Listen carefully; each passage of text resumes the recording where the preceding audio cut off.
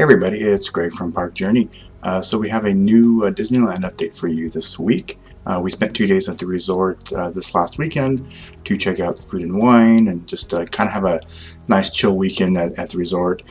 So we were there on Saturday and Sunday. We were able to try some food and wine stuff on both days, mainly on Sunday as we started at Disneyland on Saturday. By the time we got over to DCA, the food lines were pretty long for the booths, so we basically stuck to stuff that we could do mobile ordering. We're kind of spoiled when it comes to that. We like the mobile ordering, but we had some really great stuff on Saturday, some really great stuff on Sunday, some disgusting stuff on Sunday, which I'll obviously get into, but also some stuff from around the parks. Look at ToonTown, basically a wall, but we did do the fun wheel, or the play pal, whatever it is called now. The pal around, and got some video of ToonTown and stuff like that. And there's some stuff going on in Hollywood at DCA, and just some other random things throughout the park. So strap in. We've got a really good update for you today. Before I get into the update itself, though, make sure you click below to subscribe to our channel. As always, we greatly appreciate it. So one thing I do want to mention before I get into the actual update is we did just launch our TikTok channel.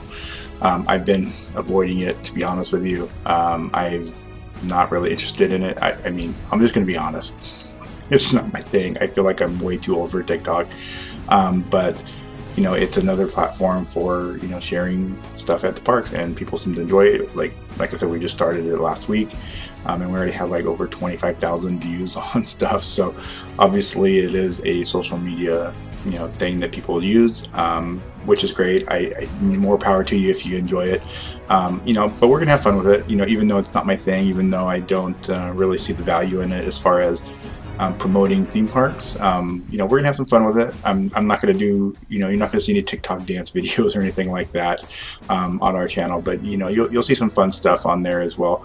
I will say though, before I get in, you know, too much into it, you know, even though we're on it now and, you know, we're doing TikTok, I don't really see the value in promoting theme parks and why theme parks are so kind of looking at those types of influencers to promote their parks. I don't get it, to be honest with you. I don't see how posting things on TikTok kind of promotes their parks and gets people to want to go there. But parks are kind of catering to that audience now, and you know, there's parks that we don't get invited to stuff anymore, even though we've been covering them for 10 years almost now, because they're kind of scratching us off the list in favor of TikTok people. So it is what it is. I don't get it. Again, I think I'm just too old for it.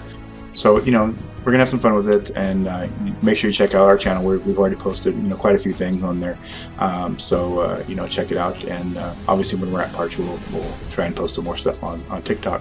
All right, so we're gonna start off in Disneyland. Look at Tarzan's Treehouse. Has not changed in months. Nothing really to see there. And then we'll head back over to ToonTown. So as I mentioned, it's basically just a wall right now.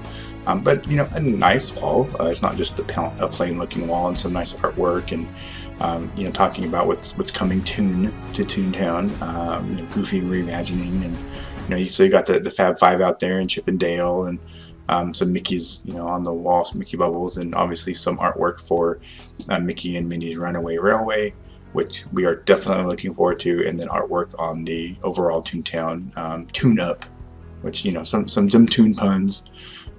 But yeah, I think, you know, it's going to be great. As I mentioned, over in DCA, they are doing probably just some you know, repavement, some paving work or something on the sidewalks here. Doesn't look like anything too, you know, too big. Maybe redoing some of the windows in those particular areas. So you have the window there in front of the shop, the window around Philhar Magic's, and then around the off the page there. So that's probably what, you know, nothing too major.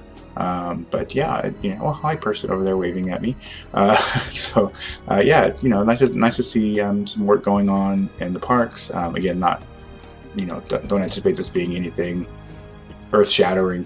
I'm sorry, Orange Grove 55. That means the red car trolley is not coming back anytime soon. So sorry, buddy. I know that you're a huge fan of that attraction, but it is not coming back while these balls are still here.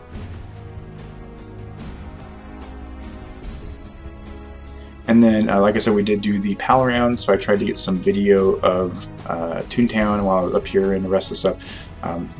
These big support things that keep the thing up in the air kept getting in the way. But it's kind of hard to get through the little slots there. They're so tiny. So I tried the best that I could. But here is some DCA as we're going around. And honestly, it seemed to work better zooming in while we were while we were moving more than when we were stationary. So as you can see, I'm trying to get over to the left there, just a really bad angle. You can see a little bit of ToonTown there in the left, and of course, as soon as I found it, the thing came up. But you can see some scaffolding there onto the left of Matterhorn and a little bit of a zoom in there. So a real quick look at ToonTown from the Fun Wheel. And then obviously we just kept going around in our big circle, which you can enjoy here.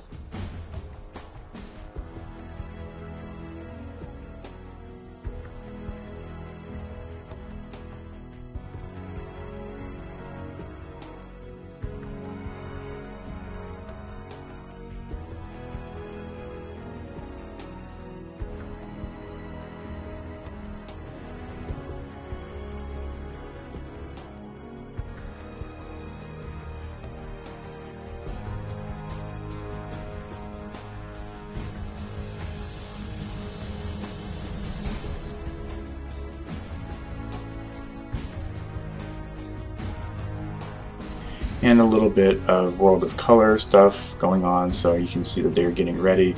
The little booths, they were open, and then obviously they've been working on the fountains. I'm assuming at this point they're doing some testing that we haven't seen. I'm sure people that are staying at local hotels have been seeing it, but I'm pretty sure they're doing some testing at this point. And then from the ground level here, as I was waiting in line to get stuff from the garlic booth for probably 45 minutes. So I decided to take some video here. So again, you can see the booths, they're opening them up, making sure everything's working for the projections. I'm sure they're probably cleaning the projectors or updating the projectors or whatever that they're doing. So a lot of stuff going on there to get ready for the return of World of Color very shortly. I think in May. Yeah, it's coming. And we will be back at the park in April. We had happened to have reservations at the park already for the first weekend that the electrical parade is there. So we will be there that Saturday and Sunday as well. So we'll have some stuff from that weekend as well, and obviously more food and wine stuff.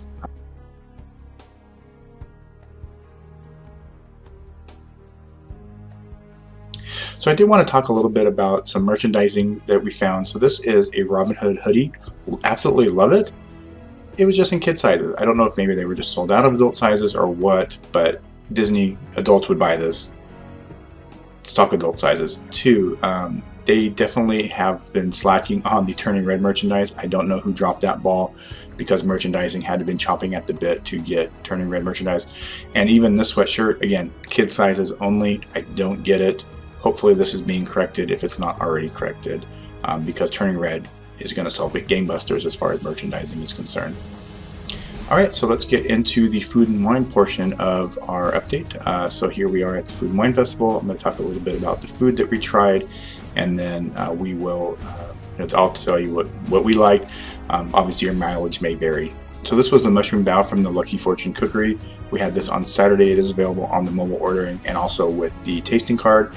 We actually really enjoyed it. My wife is not a huge fan of mushrooms, but she did actually like it. The bao was super soft, and obviously the jalapenos and everything really added to it. Definitely thumbs up on that one. This was the lemon blueberry bread pudding. Really good. Definitely the better of the two blueberry desserts they had, but not quite as good as the bread pudding they had for the holiday festival.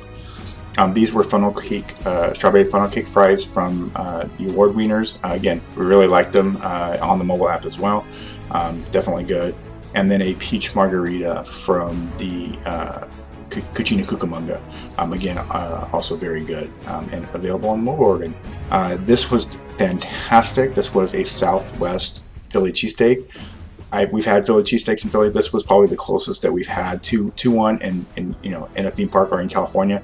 Definitely recommended that. This was the mojito flight. It was okay. The blood orange one was probably the best one, but yeah, it was just, it was mojitos. It wasn't anything too special. And then on Sunday we tried the pineapple bitter tiki cocktail. Definitely a huge thumbs up from both of us. It was very refreshing. It was a warm, kind of a warm day on Sunday, so definitely a thumbs up from us on this one. And this was from the booth. It's kind of by Grizzly River Run. This was the peanut butter and jelly mac and cheese. We did not care for this at all. This was probably the worst thing that we've ever had from any food festival. I'm sorry, I know some of you liked it. I did not. My wife took one bite. I took two just to make sure I didn't like it, and the flavor just stuck in my mouth for like 24 hours. I can't recommend this, but if you want to try something new, go for it. This was the Snickers peanut butter macaron. Very good, very sweet, possibly a little too sweet, but we did enjoy it.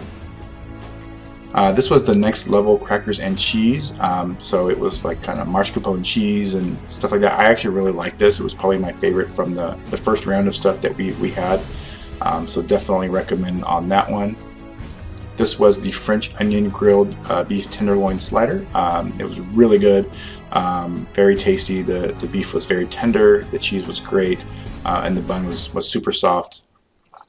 This was a Nighthawk from Integrin Brewing, which is kind of local to where we live, so I wanted to try it. Very good. It's very dark, but it's not as hoppy as some other things that are that dark. These were the ranch chicken wings. They're chicken wings. They're good, but nothing really special. But if you like a good chicken wing, you can't go wrong. Now here's a couple of things that were like our favorite things. This is the grilled top sirloin with garlic Gruyere, excuse me, and potatoes. So good. Potatoes were smooth. The sirloin was tender. Definitely recommended. And the carbonara garlic mac and cheese. The garlic booth was probably our favorite of the booths as far as the two things that we tried from there. So it's definitely recommended on those two. This was the strawberry cheesecake. It was pretty refreshing. I don't think I would get it again, but it was good.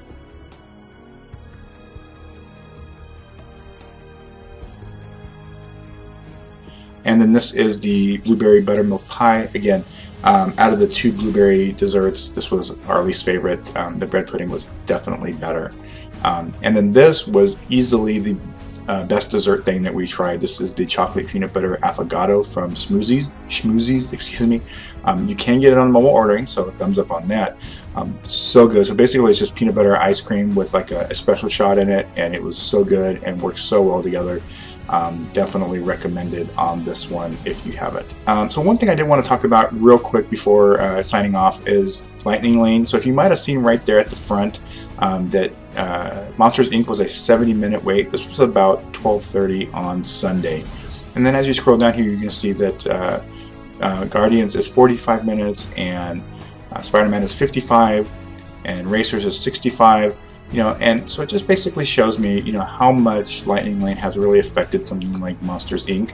And I realize that it's because of capacity. Obviously, Monsters Inc. has a much lower capacity than most of those other rides, which basically tells me that Monsters Inc. does not need the Lightning Lane. Now, something with that low of capacity does not need Lightning Lane. I can't see it.